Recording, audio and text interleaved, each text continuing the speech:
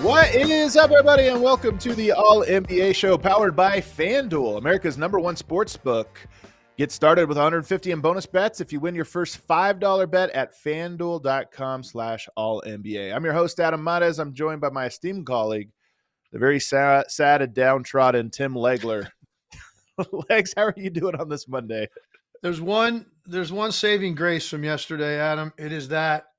This was a game I almost never missed, Cowboys coming in to play the Commanders, but it happened to be my son's 3rd birthday. Yeah. So it kind of obviously prevented me from going. He's not quite old enough to take him. That would have been a nice birthday present, but he's not quite old enough to go. So I didn't go, and I am so grateful I didn't go to that stadium to witness that. All that went on. They were to play that poorly for 3 quarters, and then to give everybody hope by coming back, 87-yard touchdown pass to McLaurin, with inside 30 seconds to go in the game. All you got to do is make the extra point, go to overtime, and win the game, and we miss it. Right. Yeah. So look, the range of emotions just sitting at home were too much for me. I couldn't imagine if I had to drive 7 hours round trip and then sit there in the stadium through that. So I'm grateful.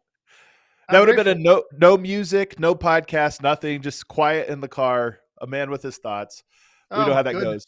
It's honestly worse, Legs. Like you got blown out. Your Commanders got blown out and lost a nail biter in the same game. So you kind of got both of the worst of them. But that's enough football talk. We always do a little on Mondays on this show, usually just to rib Legs and his Commanders. But on today's show, we are going to talk about the Heat and Mavs ending. Mavs keep losing these close ones. The Heat, I'm curious what Leg's thoughts are on the Heat and just where they stand. Are they an interesting team to him? We're also going to talk about the Clippers, 5 in a row, one of the best records in the NBA, just flying under the radar. How are they doing it? And they had some very interesting comments in their post-game commentary after their most recent win over the 76ers. But we're going to start with the Celtics beating the Wolves in a nail-biter, a game that came down to the last second, literally the last second. In fact, I think Naz Reid had a chance to win the game, a three-pointer but at the top of the key. I don't know if he even got it off in time. It was going to be a split-second thing. You review it, but he missed it anyway. It was a really interesting game for a lot of reasons. Legs, what stood out to you, though, most in this one? Well, a bunch of things. I think, first of all, the way that Jaylen Brown started the game. Let's start with that. Yep. Because has any player literally ever in the history of this league had a faster start than Jaylen Brown did in this game? Guy made 5 threes in a row to start the game. He had the Celtics' first 15 points. He's 5 for 5 for the 3. And I think, let's see, that was all in 3 minutes and 34 seconds of playing time. Jaylen Brown was 5 for 5 from the 3 and had a 15-6 lead over Minnesota. So I've never personally, and I don't know, I didn't see any data on this during the game. I haven't read about any today. Did you see any data? Has anybody ever scored more points in the first 3.5 minutes of a game in history? Man, I don't know. That's an interesting one. It was quick. It was every possession, and it was threes. Find that out. I probably should have put some little research into that myself, but I was still in mourning over my commander, so I wasn't in the mindset to dig through numbers this morning. But I mean, can you imagine a guy having more than 15 points at 3.5 minutes to start a game? It might have been in 5 possessions. I'd have to go back and look, but it was all in a row. So it wasn't like it was, the team was struggling. He just was scoring on every play. I'm looking at it right now. It looks like Drew Holiday and Al Horford are the only other 2 guys that took shots in that stretch. They both missed. Okay. So 5 out of 7 possessions, you get 15 points. That's pretty good.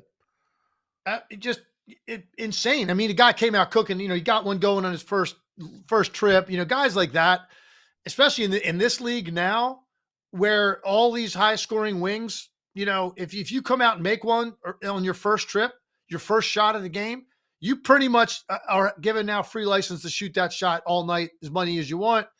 And anyway, so that's the first impression. Like, I don't know the data on this. We know guys that scored, that many points in stretches of the game before, right? I mean, Tracy McGrady scored 13 in like 34 seconds or something one time. So we know stuff like that's happened, but I'm talking about right out of the gate. As a player scored 15 points on 5 shots in the first 3.5 minutes of the game, I'm going to go out there and say no.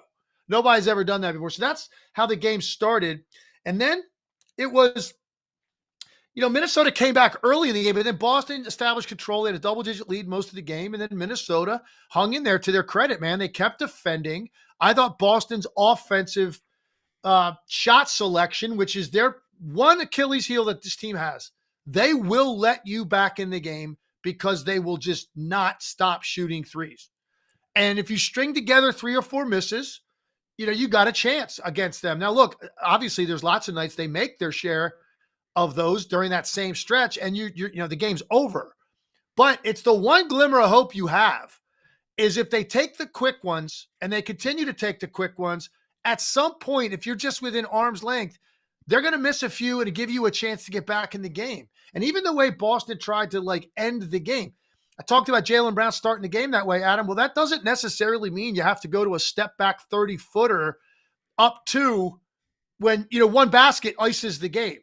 And that set up Minnesota for the last possession of the game. And whether Nasri got that up in time or not, I'm not even sure what they ended up deciding. It didn't matter because it didn't go in. But, and I'm going to get into that last possession more in a second. But Boston, again, they let them back in it. Even on that last possession, a very difficult shot out of Jaylen Brown. They milk as much clock as they can, and you go to a step-back 30-footer legitimately, misses it, gives Minnesota an opportunity at the end of the game to try to run a play to win the game. So I give Minnesota credit for hanging in there, man, because Boston played well. Boston played hard. They competed defensively, and I thought Minnesota really showed some toughness in this game.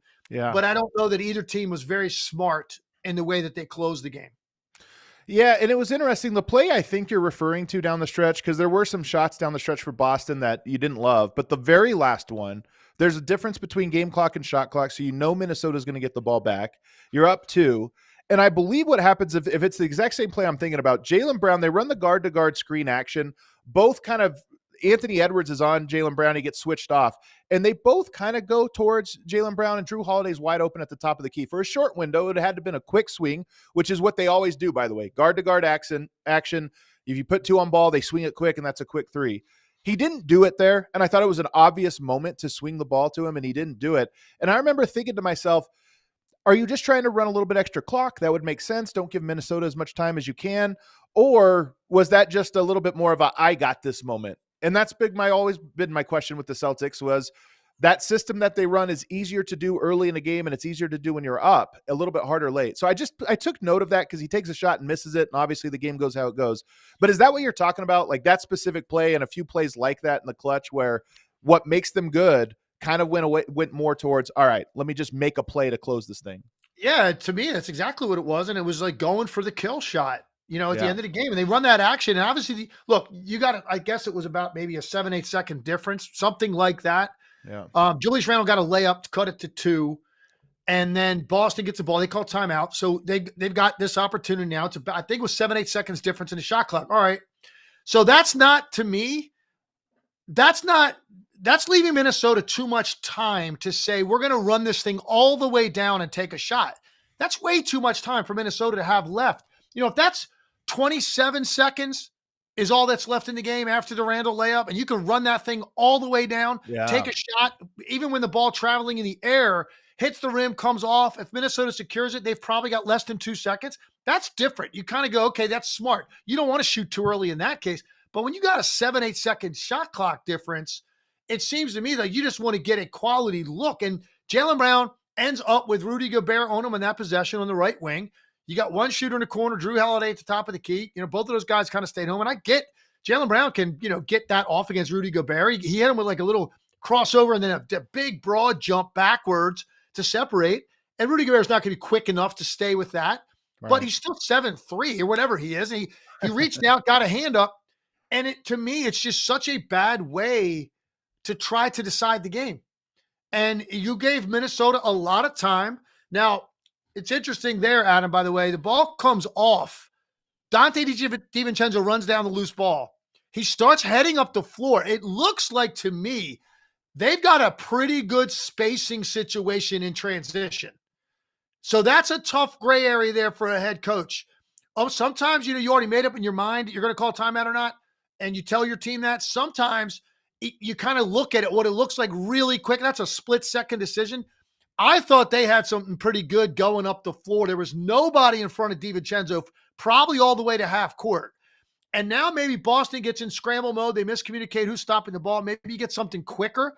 They call timeout after DiVincenzo.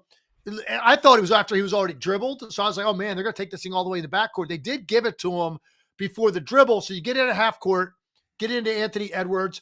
I don't like the way his decision either. He drives on Jaylen Brown. He had an angle on him to jump into his chest at the rim and get fouled. He elected to kick it out.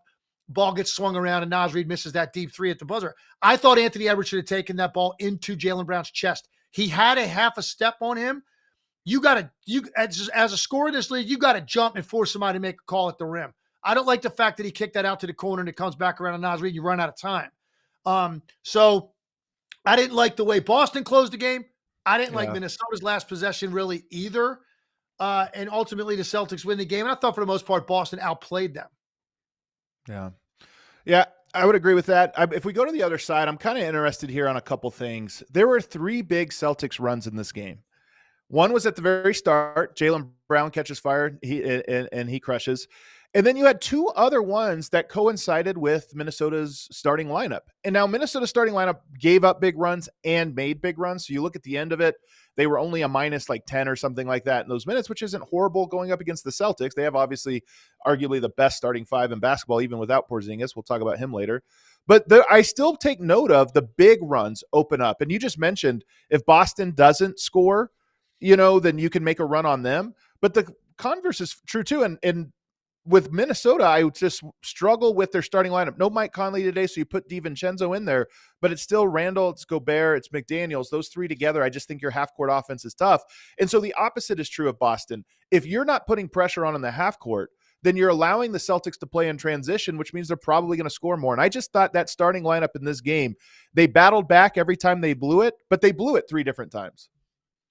Yeah, no, it's true. And look, so to get it to 3 by half, you come out the second half, in the first 6 minutes, it's back to 16. To your point, like that starting line, the starting unit are the ones that had a difficult time. And look, let's be fair about it. They're also going up against a starting unit of the Boston Celtics, which is the best in the league. So you're matching up those 2. So, your bench might have an impact. It's going against Boston's bench. You got a better chance when some of those guys are in the game. I mean, the way Boston can play at times offensively, it's tough. Look, Minnesota's sitting here at 8-8, and I'm watching them every night, and I'm saying, I don't think I believe in this team more than the one I believed in last year. And they rolled the dice and they made this trade. And I'm not knocking Julius Randle. He actually played pretty well yesterday. 7 for 15, 23 points, 6 boards. He missed 5 free throws, or else he has an even bigger night. But I don't think necessarily it was Julius Randle, but there's just something about them that looks like they're treading water and trying to stay afloat. And look, you lose by 2 points on the road to the best team in the NBA. There's no shame in that, but they're 8-8 bottom line. This is a team that went to the conference finals, and you think they're ascending, and they got not only a star young player in Anthony Edwards, they got some other young guys that are key. Jaden McDaniels and Nickeil Alexander-Walker. Like, they've got some other really young players that you think were growing. And then you roll the dice on this move. This is going to be what we need to do, whether it was a chemistry issue, a fit issue. I don't know. I don't think you could necessarily say it was a spacing issue, because I don't think Randall gives them better spacing than Cat did. So whatever your reasoning was, I'm not sure, as I sit here, Adam, that this is something like, okay, it's only 16 games, give them time. I'm not sure this is going to come together for Minnesota to where I'm going to view them as a threat more and more as the year goes on. I'm not writing them off completely. I just don't think I can look at this team right now and say, yes, that trade made a lot of sense, and here's why, and they're better for it. I'm not sure I can go there. And DiVincenzo just hasn't had the impact I expected. And we can, that's another topic I know you wanted to get into. Well, no question. And I wonder if it's connected a little bit to that of, how your rotation shakes out. Randall now staggers with the bench, so he's going to play some minutes with Dante. And he is such a big figure that your entire identity is, Randall when he's on the court. And I just don't know if DiVincenzo is going to benefit necessarily from that. So I wonder, that's part of the things I wonder about them is what are all the ripple effects? And is that why DiVincenzo's having such a rough year? I think there's a couple of reasons. Okay. First of all, can you imagine? Okay. Let's look at Dante DiVincenzo's career prior to last season. Yeah. Okay. I mean, he averaged 4, 9, 10, 7, 10, 9. That's kind of who Dante DiVincenzo has been throughout his career. Then he gets to this situation in New York. A lot of things play into it. They needed his three-point shooting. There were some injuries that led to increased minutes, including starting. And then I think here's a big piece. Can you imagine how comfortable it would be to be in this role in New York? You're already an energy guy, so the crowd kind of gets behind you. You become a favorite in New York if you play the way he plays. Yeah. And on top of it, they need you to shoot. And then here's the final piece. Your college teammate is playing point guard, and he's the star of the team. And it's one of your best friends, if not your best friend. I think he was in Jalen Brunson's wedding, if I'm not mistaken. Like the empowerment and the comfortability factor to go out there and play with reckless abandon, let it fly, especially when you got a little bit of cachet behind you from that New York crowd early. Tibbs clearly likes you. It was like an absolute perfect storm for Dante DiVincenzo to have the year he had. And then his field goal attempts, the most he had ever attempted per game in his career, in his season, was 9 shots a game. He goes up to 13 at New York, and then he goes to 15 a game in the playoffs. So think about what I'm saying. You're almost double the shot attempts you're getting per game in a postseason run. It was like nirvana for him. It was perfect for him. And then he's gone. And now he's back in a situation, totally different style. He's getting way fewer shots. They're spaced out more. He doesn't have that confidence factor playing next to a guy that respects him that much, that you got that kind of a personal relationship with, who, by the way, happens to be your best friend and the best player on the team. I'm not saying, I don't know about him and Anthony Edwards' relationship. I don't know, but I guarantee it's not like it was with Brunson.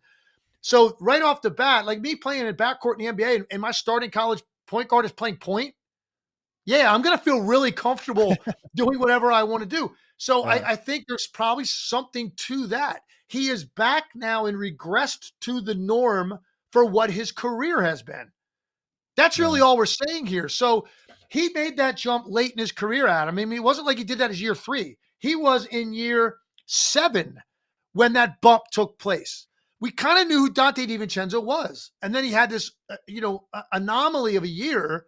He's kind of back where he's always been. Now he's only shooting 35%, so those numbers will uptick, but he's right back averaging 10 points a game. And this is really kind of what he's been throughout his career. I'm curious to get your thoughts on how I just laid that out. And like, maybe this is really more like Dante DiVincenzo's lane, much more so than what we saw that last year in New York because of the opportunity that was there for him. I think everything you said is fair about, the friends part. You can't replicate that, right? That's once in a blue moon, a player gets to play with his college best friends. But I think another part of this is that in today's NBA, role players really are, their fit is so determined by how the style of play and everything else. And I think Dante DiVincenzo is a great player, but some of the stuff he is great at doesn't get a chance to flourish, and because of Minnesota specifically, and some of the lack of spacing, the fact that Randall is sort of the fulcrum of it. So where does he fit into that? Maybe as the year goes on, I mean, to me, if you're buying, and I've heard some people buying the Timberwolves lately, which I'm kind of surprised by because I keep looking for it and I'm not seeing it myself. They're 8-8. But if you're buying them, I think part of what you're buying is, okay, DiVincenzo hasn't figured out, but he's going to. They're going to give him the ball more. They're going to, the thing you're talking about getting shots, they're going to find ways to do that. I just am not so sure. I think he is a guy, and there's a lot of great players out there who are great role players. On 80% of the rosters they'll find themselves on. But on those 20% of rosters, they're just not, because their skill set is not accentuated. And I think, and I worry at least, that is going to be the case for him. Look, and I love the guy. And there's just about any contending team in the league. I'd want Dante DiVincenzo in that rotation. That's going to make them better because the way he defends, the energy, and then he does have like explosive 3-point shooting, scoring capability. Maybe he's not starting anymore. He started 100 games over the last 2 years between New York and Golden State, and 63 starts last year and played basically the whole season, 81 games. Starts 63 games, starts in the playoffs. Has this run where like it's amazing. Like he's in the highlight package every single night of their playoff run. Guy's incredible. And now that's, first of all, it's an emotional and psychological effect when all of a sudden, man, you think this is how it's going to be for me for the next X number of years, playing in the Garden, this crowd behind me, everything I do, I'm playing with guys that I know and love for a long time. This is it, man. I finally, this is what I battled my whole life for. This is like a dream come true. And then, oh, sorry, you're going to Minnesota. You're not going to start anymore. It's going to be a totally different style of play. Their half-court offense looks nothing like the Knicks. So now go make it happen. Look, he's always been in the low 40s for the most part in shooting from the field, and 37 for his career from the three. So, he's never been a guy that was like in that 46 to 50 range from the field and like 44, 45 from the three, like those pure shooters are in the league. So he's a guy that like he's streaky, and it's a lot easier to get on the hot streaks when you're playing more minutes, starting, playing with guys that aren't going to care that you missed 5 in a row. Like Jalen Brunson is not going to care if you miss 5 straight shots. The ball's coming to you because he's seen you do it so many times. Well, now you go to a new system. You missed 2 or 3. You think Anthony Edwards is going to have the same feeling about Dante DiVincenzo that Brunson did if he misses a few shots? No. So like all that stuff matters. It all plays into it.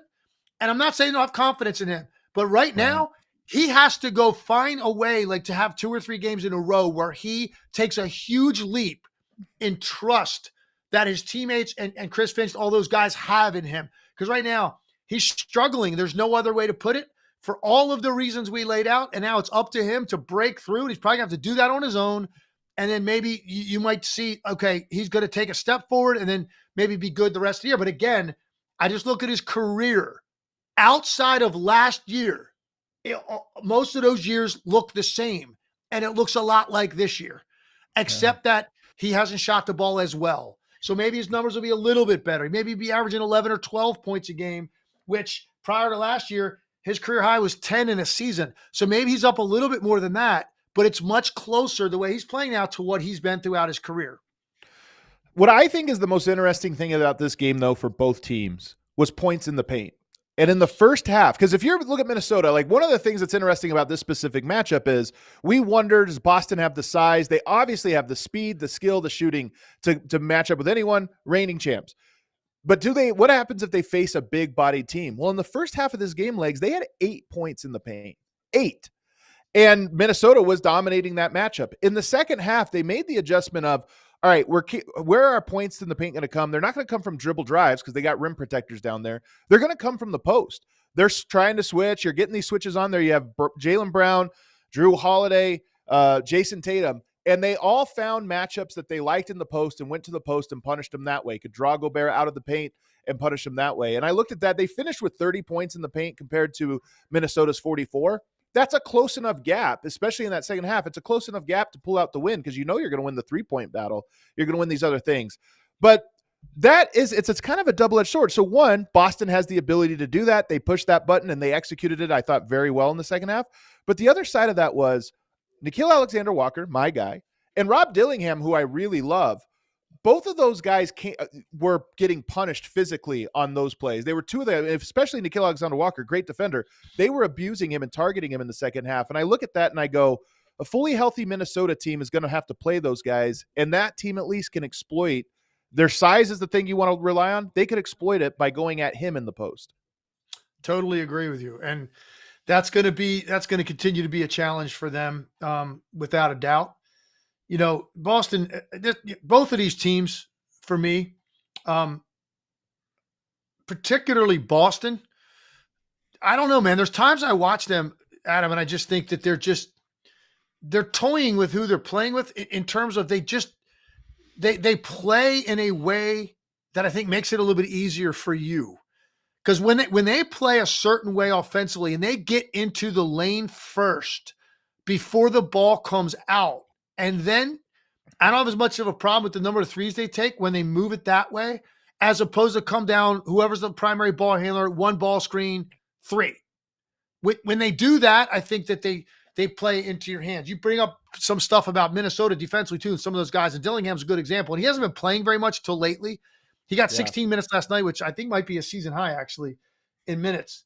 And look, he can score. And I saw him in Vegas, and I really liked him. Even the nights he didn't shoot well. Yeah, even the nights he didn't shoot well in Vegas, I was like, he's getting to a spot. He's getting a shot up. And I thought when they made that move, and the Spurs had the pick, and then Minnesota ends up with him, and I thought, my goodness, what a perfect situation for him, because I think he can score in the NBA now, is what I said that night, draft night, and I think he can. He hasn't got a lot of opportunity to do it. He got the opportunity last night. He gets up 10 shots in 16 minutes. He goes 6 for 10. He shot horribly in the preseason. Took a ton of shots. Very first preseason game, he goes 9 for 20. Took 20 shots his first preseason game. So he's not shy. They told him to, by the way. They told him, get him up. He shot horribly, or he would have got more minutes. And I like him, but man, I think he's going to get absolutely attacked defensively. Not just like now, but maybe like his whole career, because he's so slightly built. I don't think he's 6'3", which is what he's listed at. I stood right next to him after a game in Vegas, and I was kind of, I don't think this guy's 6'3". And he's probably 170 pounds. Yeah. That's the kind of guy that, like, you're not known for being like a tenacious Peyton Pritchard type on the ball defender. You're going to get attacked. And I think he's going to have to get you back on the other end. So if you play him, you better let him go on the other end, because that's what he's out there to do. And this is why I'm buying him. First of all, I love his game. He's just he has incredible body control. He has the ball on a string and functional. He's not doing crazy stuff. He just functionally has a handle that gets him where he wants. You mentioned it. He gets to his spots. That's exactly it. He gets there. I think he's a great passer and he's a great scorer. But the hard part is, when you're a rookie, you don't want to just come in and be like, okay, I'm running the show. That's a really hard thing to ask a rookie to do. But I think, to your point, because of his deficiencies on defense, he has to get over that hump. And I like that they're playing him. I think he's played in each of the last 5 games. He played 15 minutes last night. I'm just so curious, because in part I'm not buying Minnesota's offense around Randall, that I keep waiting for. Like, you have to look almost at extremes, and Dillingham's an extreme. And so I look at him and I say, I'm glad they're playing him. Mike Conley's out, so he gets even extra run. But I want to see what he has and if he can get over that hump, because defensively we already know the deficiencies. And real quick, so last night, 131 offensive rating with him on the court, 124 defensive rating. 124 defensive rating is horrible, but you score 131, you win your battle. Do you have a facsimile for him? Because I think Kyrie, I was watching Peyton Pritchard last night. You're right, defensively it's not there, but offensively there's a little. He's got some shake. He's got a 3-point shot. What's your comp for him now that you've seen him at this level a little bit? Tell you what, man, I knew we were going to kind of go down this road. I was thinking so hard. I don't know if I can find somebody currently in the league. Peyton Pritchard kind of came to mind because, again, he's a smaller guy.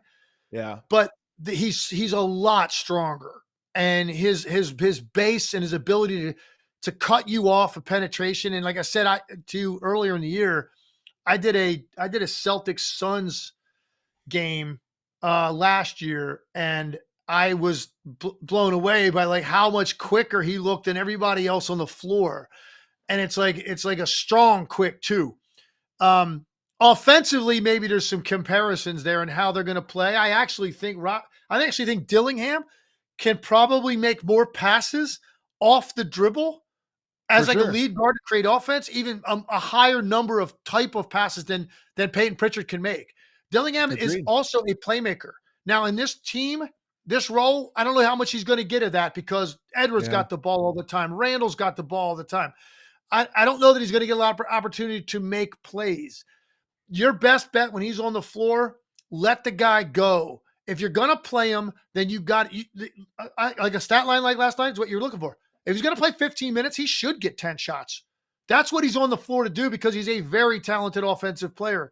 I don't know that I have a comp for him, because there's not a lot of guys in the league that are smaller and that thin, and that could score like that. There's not a ton of guys. Most of the guys that I would describe physically that way are more like backup point guards that run the offense. That's not what he is. He's a scorer, and you got to let this guy go. The more open floor play you can get for him, the better he's going to be. We'll see if this is like the beginning of consistent minutes for him, or it's just, hey, we're gonna do it right now. Conley didn't play. We're gonna do it right now, and who knows? Maybe he goes back to the bench where they made up their mind. Hey, let's give this guy some extended run. He's our first round pick. Let's go see if he can play, and you're starting to see a little bit of that now. The Celtics they're the best at the league, I believe, at doing what they do. I mean, I'd have to really think if there's any other team that just kind of knows this is how we win games and we execute it every night. And they're, as I said, going into halftime, okay, we need to get into the paint and doing it the smart way, not the dumb way. I mean, the dumb way would be, all right, let's try to dribble drive into the paint, let Gobert block our shot over and over again. They didn't do it that way. They were smart about how they did it and adjusted. They're just so good at being who they are. And now, Legs, tonight against the Clippers, they have Porzingis back. I thought, and I mean, there's been most of momentum toward this, but I thought months ago when we had the Porzingis news, you always go a little longer on some of these big injuries. So I thought, man, what if he's not back till January? Where's Boston going to be? Well, turns out they're going to be 14-3, and he's going to come back late November. I mean, what an ad. And what do you expect now from him coming back? They're already the second best team in the NBA record-wise, and now they add Porzingis. Glad they're getting him back now because they got this game with Cleveland coming up next Sunday. Ooh, and so you get a better idea. Full strength, what does it look like? These two teams played a great game in Boston this week, and now they go to Cleveland next Sunday in a big game. And to get him back now, look, he will be on a minutes restriction and all that stuff, but it gives you a better idea how the size for Cleveland matches up against them when they've got that additional size infused. Because you remember, a year ago, Boston didn't get that size. Jared Allen was out. They didn't have to face Embiid. They didn't face Giannis. They didn't face a lot of the bigger, more impactful players in Eastern Conference. That now you're going to get a Cleveland with those guys playing really high level. So now to get Porzingis back to go up against that front line, that's an interesting one for me. They also have the Clippers tonight, and they're playing great.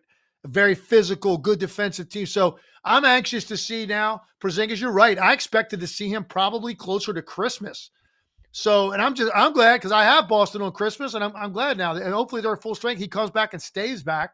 It's been a challenge for him throughout his career, but hopefully they get him back. I want to see this team at full strength to really understand now how they look the year after winning the championship at full strength.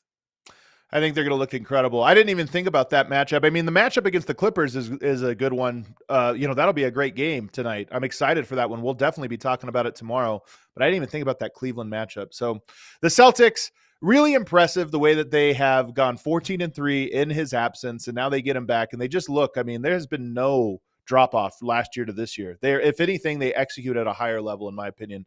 Really, really impressive stuff. All right, let's take a break. On the other side, we're going to talk about a wild finish to the Heat and the Mavs game. Went to overtime. Mavs keep losing these close ones, but is there something to the Heat right now? And later on the show, we'll talk about the Clippers, all that and more on the other side.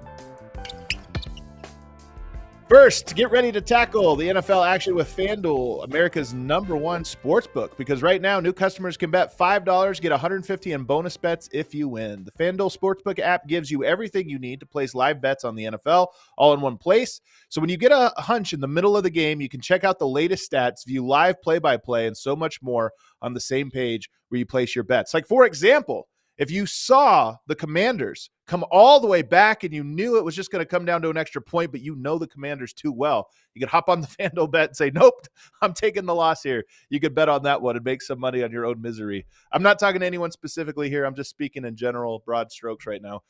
Just visit FanDuel.com/AllNBA to join today. You'll get started with $150 in bonus bets if you win your first $5 bet. That's FanDuel.com/AllNBA.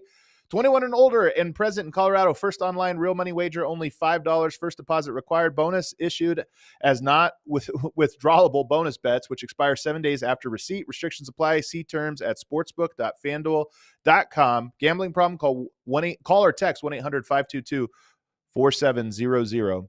Also, we're almost in New Year's resolution season. You can even get a jump on that with FitBod. From a core that won't quit to arms worth flexing, FitBod is the perfect companion to keep your exercises fresh and yourself accountable. It is that time of year where everybody is starting to look at it and say, okay, I need to get back to the gym. I need a workout plan. But I know for most people, you don't necessarily know how to optimize your workouts. You wonder, am I going to go there and waste some time? I'm doing some workouts, but I'm not seeing any results.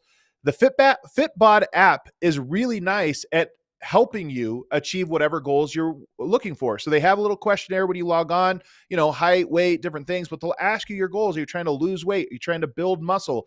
Are you trying to lift more weight? You're just trying to get better at your workouts. Maybe you have specific types of things you're looking to do or specific parts of your body you're looking to target. FitBod will put together a customizable plan for you. And they even have workouts like 3D models that'll show you exactly how to do the proper lifts so you know you're doing things right, not putting yourself at risk for injury.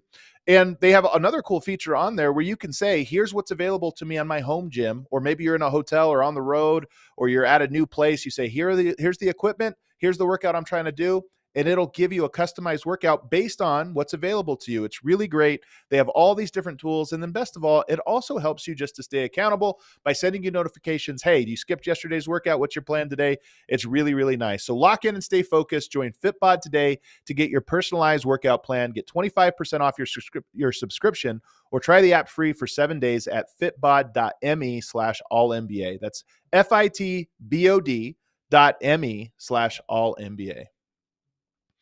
All right, we're back here, segment 2, me and Tim Legler. Go ahead and throw us a subscribe if you guys are enjoying the show. We're doing this 4 times a week. This week, we're just 3 times a week, Monday, Tuesday, and Wednesday with the holidays. But we're doing this all the time, and throw us a like if you're enjoying the show. All right, Heat versus Mavs. Hold on, don't act like I'm not going to address what you just said during that ad read. What happened? What do you think? You think I leave the room when you go into that? You got daggers at me. I'm already. You thought I was talking about you. Daggers at me. Okay. Yeah. Sorry. I was just speaking generally. Like, yeah. General. I didn't realize you would take that. There's so many Commanders fans that are watching. Right. I was just trying to help you win money, Legs. If you saw it coming, you hop on the app and you go, he's going to miss this. All right, let's go back. The Heat and the Mavs. I think the Mavs have to be leading the league right now in 2-point losses or 5-point losses or less. It happened again last night, and this was another tough one, man, because they had the lead with like 2 minutes to go. I think they were up 5.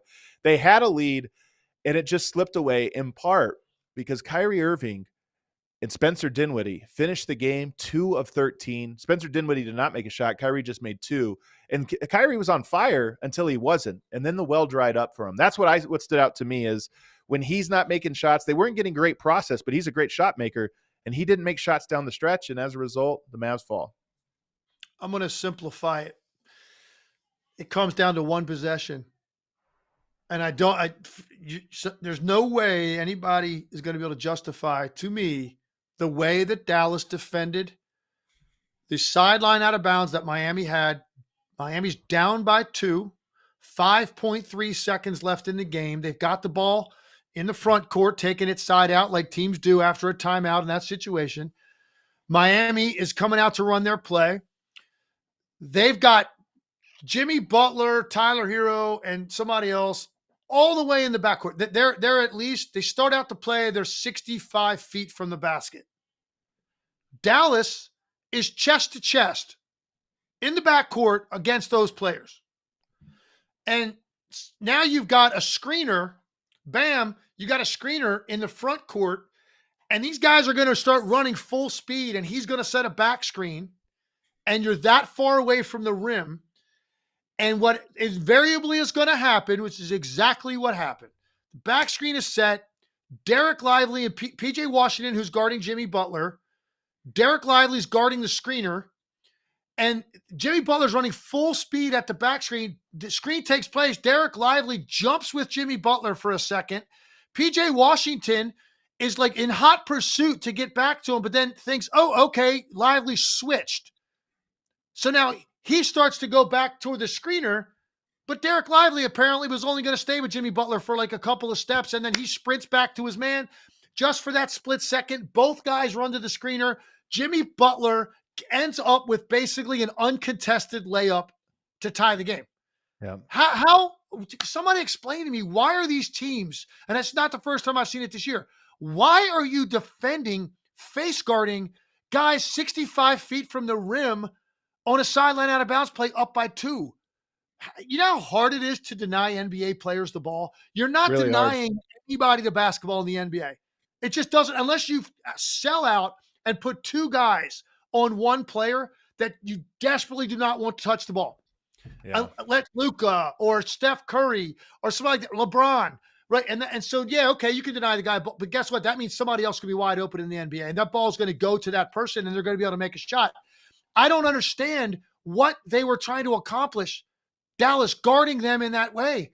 Just play normal defense. Let them run their set. Most likely, they're going to end up with a very difficult 3-point shot off the dribble with a hand up, or a drive contested, trying to float it over somebody at the buzzer, and Dallas most likely wins the game. Instead, they gift wrap an uncontested layup up to 5 seconds to go. Doesn't make any sense to me. And then they don't get a shot off, and then now you go to overtime and Miami wins the game. So I'm simplifying the whole thing to that play. Yeah. They steal a win without Luka if they can make that play in that moment. And I do not understand the mentality defensively lining up like that against a team running a sideline out of bounds with 5 seconds to go. I just don't get it. And it burned them. They gave up a layup. And actually should have been an and one, because Lively then recovered on Butler's layup and kind of bumped him in the back of the head as he was laying it in. They just didn't call it. Or if that's an and one in regulation, the Heat would have won that game. Especially when you talk about this specific matchup, because you kind of raise what I thought was the biggest point for me, which is Miami scored the ball really well last night. I mean, they put up 123 points, but everything is a chore for them. They have to execute. It's hard. It's not easy. On the other side, you had the Mavericks, who should be a better defensive team, but you have the Mavericks without Luka, and they're almost in this, like, just hold on to the rope right now, the way they've been playing this last little bit. You're going to Kyrie a lot. And even Spencer Dinwiddie, I saw some people in the chat, why was he out there? I feel like I know why he was out there. The Mavericks did not trust their process down the stretch to win the game. So they needed shot making. They're like, oh, well, Spencer Dinwiddie is going to be a shot maker. Kyrie's going to be a shot maker. And the well just went a little bit dry there. But defensively, to your point, if that's how you're going to feel, you know that Miami is not a team that's going to just create shots out of thin air. They're going to have to execute them. And when you do them a favor like that, then you give them an opportunity. But that was my big takeaway from this game was, I almost feel like Dallas just kind of knows Luka won't be gone for too long. We don't think. So we just have to, we get a lead. We just have to make some shots down the stretch. And it just didn't work for him last night. There wasn't great ball movement. There was. And look, I was there Friday night out in Denver. You know, you were there. We saw that game. Jokic's first one back after he missed a few, awaiting the birth of his child. And he comes back. Of course, he was incredible in that game. You and I really haven't even had a chance to talk about that game. I know. But it was interesting because Dallas, I mean, that's about as much as you can eviscerate a team in the paint in the first half of that game. Dallas did it. And Michael Malone said before the game, and I'm going to tie it into this game in a second. Michael Malone said, that was his biggest fear coming in, that Dallas was averaging 60 points a game in the paint the last 3 games. Denver, one of the worst in the league at defending the paint, and it was a perfect storm. Dallas had 44 points in the paint in the first half of that game. Come out, first 2 possessions, third quarter, remember? Dunk. For Dallas. Yeah. Oh yeah. Right away. So and I'm going, my goodness, man, this is the adjustment. Like, you come out 2 lob dunks right off the bat. So now it's 48 points in the paint, and now you're down 24. Of course, Denver comes all the way back, take the lead, and then they just sort of ran out of steam at the end. Dallas ends up making some more shots at the end of the game to win it. So my point being this: Dallas, they won that game, played well enough to win that game. I thought thoroughly outplayed Denver for the majority of that game. And they end up getting the win that they deserved, I thought, on that night. I thought that in this game, I don't think either team necessarily was super smart or played incredibly well, but Dallas put themselves in position again without Luka against, a tough team to play. He's not a juggernaut, but they're always hard to play against. On the road, again, you're in position to win. And I thought this was a self-inflicted wound. How you don't walk out of there with that on a night when some of your key guys did not shoot the ball well. You need more from Dinwiddie. You just need 1 for 12. You need a better night out of him. Kyrie's 9 for 21. Certainly not his best. He was great though until the last 5 minutes. Yeah, exactly. So I look at that right now with Dallas. They're just obviously waiting to get Luka. It's a totally different style of play when he plays. It's really interesting the way how different it looks when he doesn't play for them. It's a totally different style. They overall have been a disappointment relative to expectations. I think everybody would agree with that. And now here we are. We're a month into the season, a little over a month, and they're a long way from having their act together. But this would have been nice to steal a couple of wins against good, tough teams on the road. Instead, they get this split with Denver and Miami. 9-8. To your point, they're still figuring it out. But so many of these games are 2-point games. But when you talk about, a couple of these come without Luka, I just don't know how much you could read into their late game clutch performance right now. If it's the same story in the back half of the season, we'll worry about it because it's something they've been good at. But right now they're struggling. I will say this. I mean, it's funny because I'm criticizing Kyrie. I love watching Kyrie, man. He's one of my favorite players to watch. Did you know he has a career high in 3-point percentage this year, late? 48% from three. Yeah. And he is shooting a career best 61% effective field goal percentage.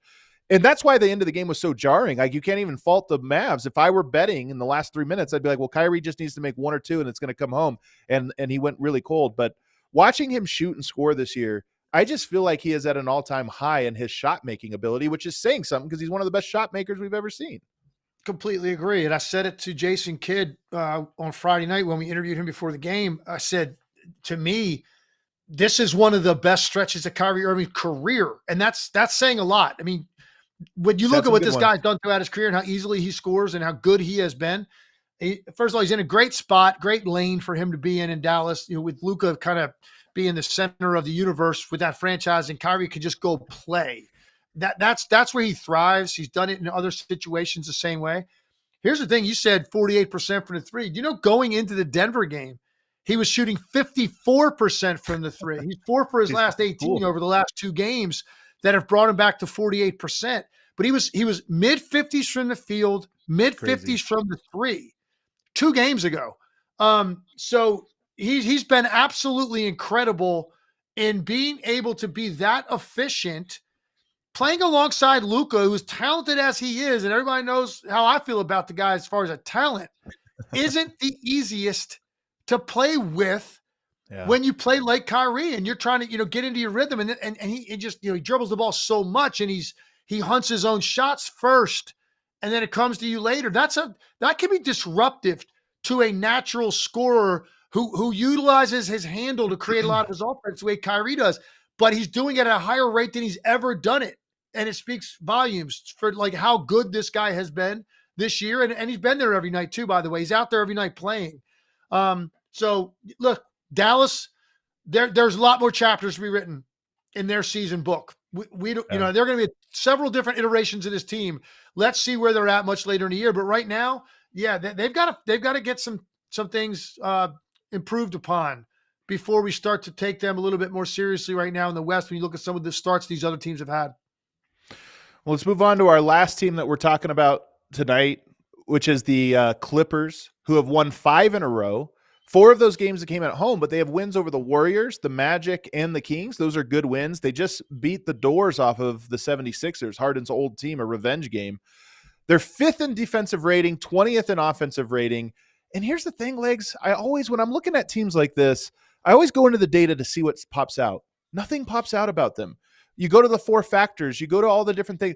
The only category is they're first in opponent offensive rebound percentage. They don't give up second chance points. They clear the glass. But everything else is middle of the road, 10th to 20th, somewhere in there. They're good at a lot of things.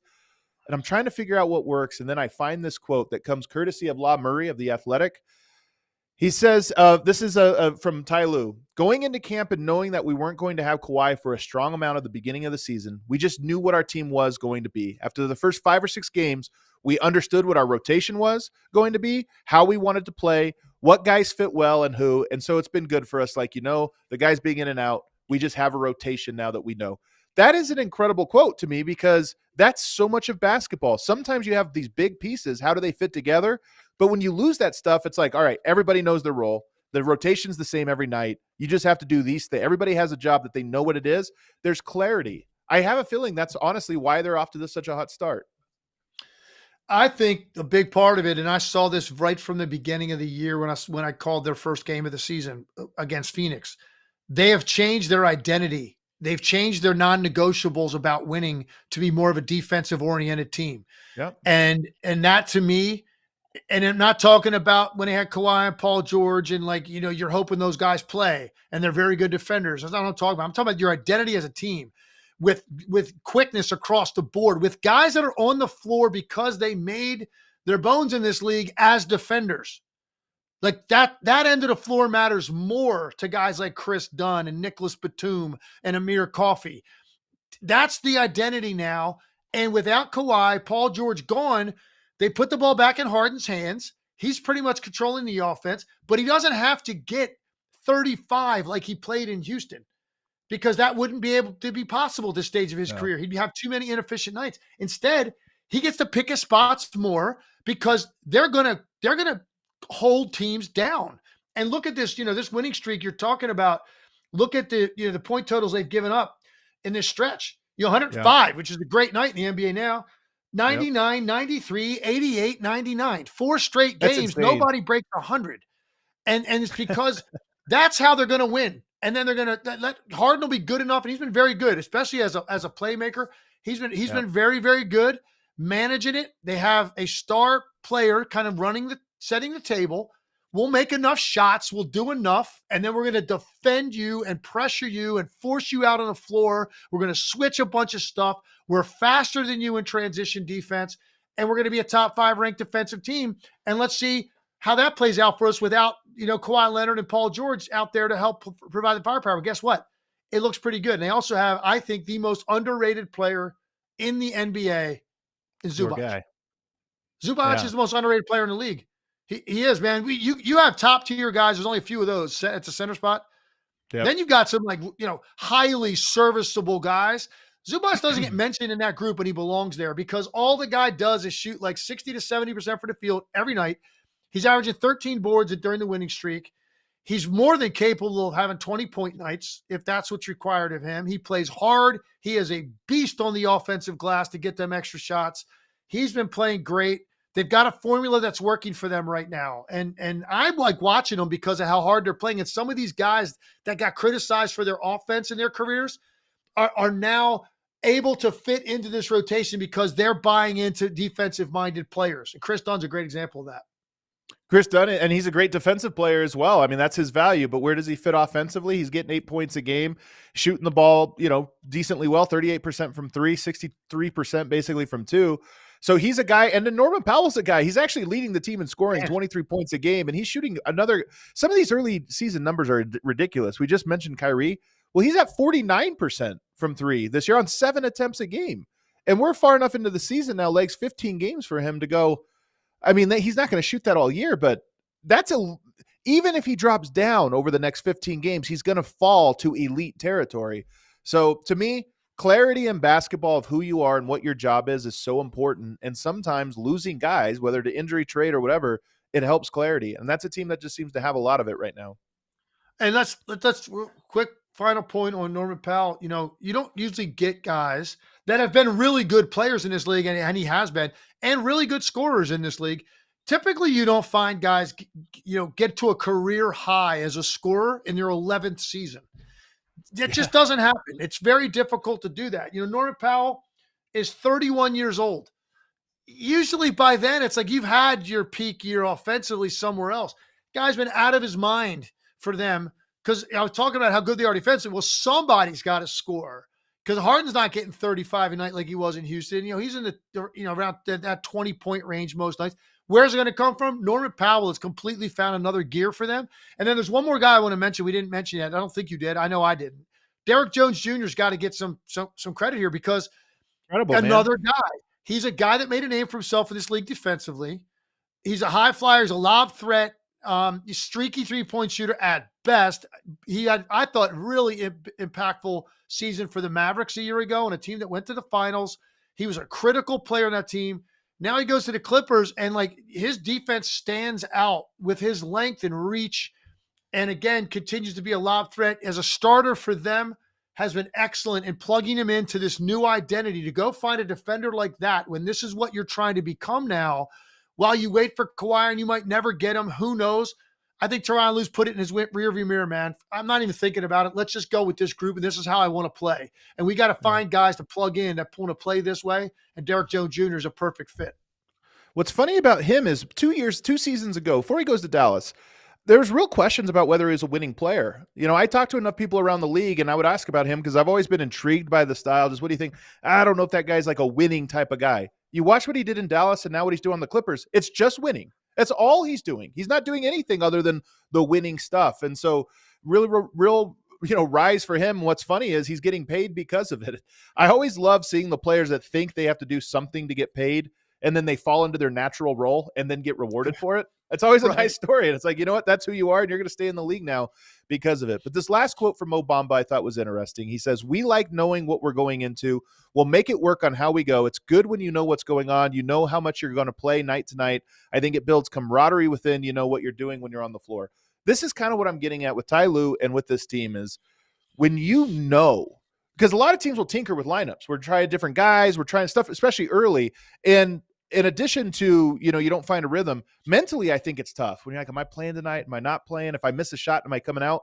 Just being able to say, this is who we are, and we're going to win or lose based on this, it actually, I think, elevates all your role players 20% because they just know how the game's going to unfold from a rotation standpoint. It's a very fair point. I lived, in that world, and you're right, man. And the best success I had were coaches that kind of approached it like that. Clarity, transparency, and honesty. It's all you want as a player. You can deal with whatever's thrown at you if you have honesty and transparency from your head coach. Whatever. And you might totally disagree if you're not getting enough playing time and you think you're better than the guy that's playing ahead of you, and you would do more than that guy's getting with that opportunity. You might even think that way, but you can respect and appreciate where the coach is coming from if it's laid out for you. And you'll know then where's the opportunity going to come. It's very clear in your mind. And that's all you really want as a player. And I've always thought that way about Ty Lue. Like, he's just got a really cool, easy demeanor. And it just seems like he just would be a very easy guy to play for and thrive under, because I just don't think he's checking under the hood too much to find your faults as a player. You're there and you're on the court and you're on that roster because you do certain things well. And that's what he's going to focus on. I talk about this all the time. They're the best coaches in the league. The guys that value you for what you do well and consider it their job to protect you from your weaknesses. That's really the ultimate role of a head coach. 100%. All right, so tonight you got Clippers in Boston. Porzingis is back. A real test of that defense that we're talking about. But I'm actually really into this game, man. I think it's a really fascinating one because I'm not really buying the Clippers as this like contender tier team, but I am buying them right now. Like they're really good right now. And you get Porzingis back, that could throw off your rhythm. I think this is going to be a fun game. Is there anything you're looking for just in that matchup? It's the only game we'll talk about as a preview, but it's a big one. I'm looking at some of these games. I see a lot of teams that are kind of underachieve mode. The Knicks Nuggets is another good one. I mean, that's a very good game. Jokic is on a level right now that it's just, he's must see TV. You have to watch him right now, the stuff he's doing. Did you see his one-handed paw all the way full court? There was only 0.3 seconds left, legs.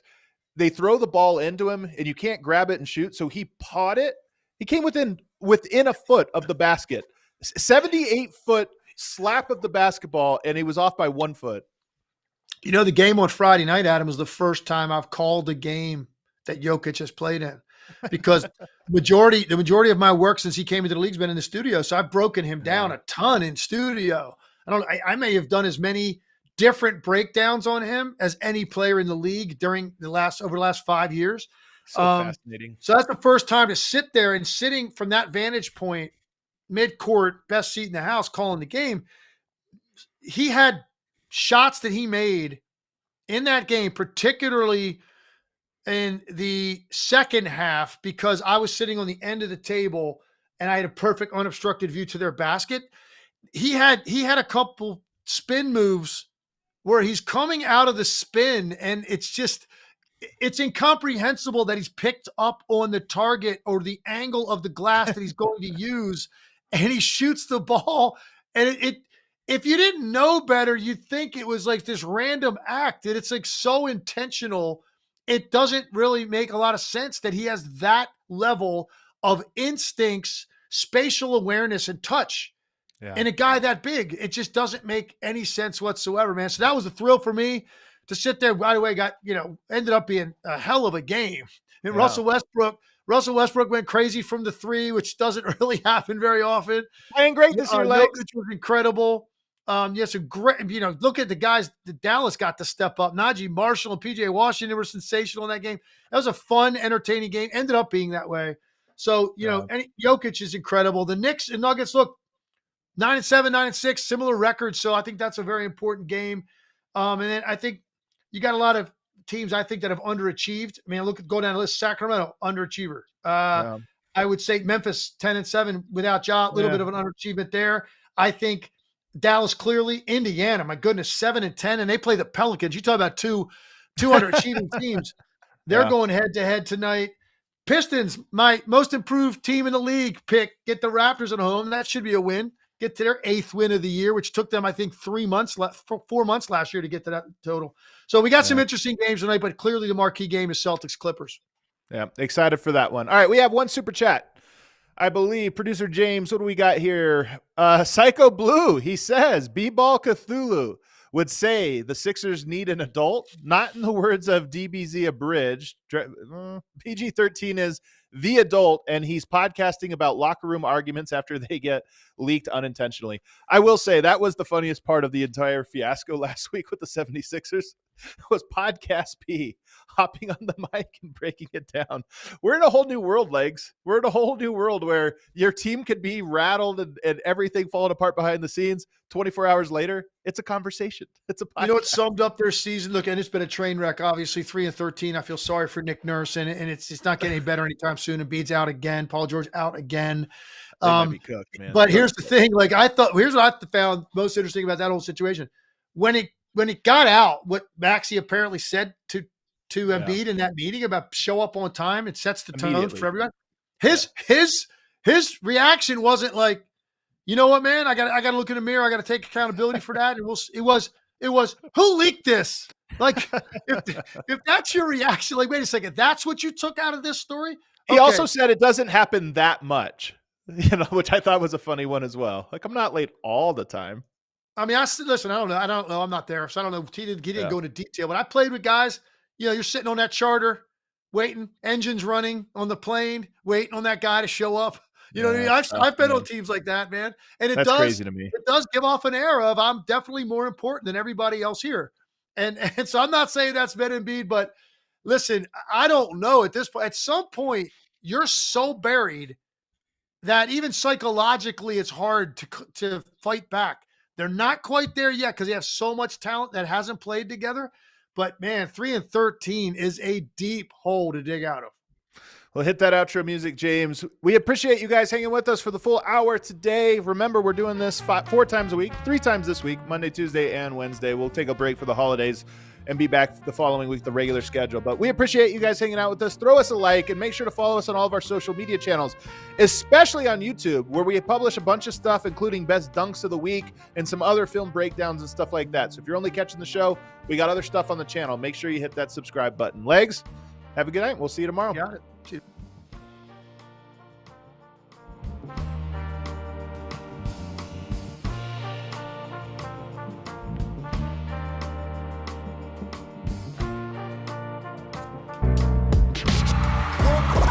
All silly like the mayor.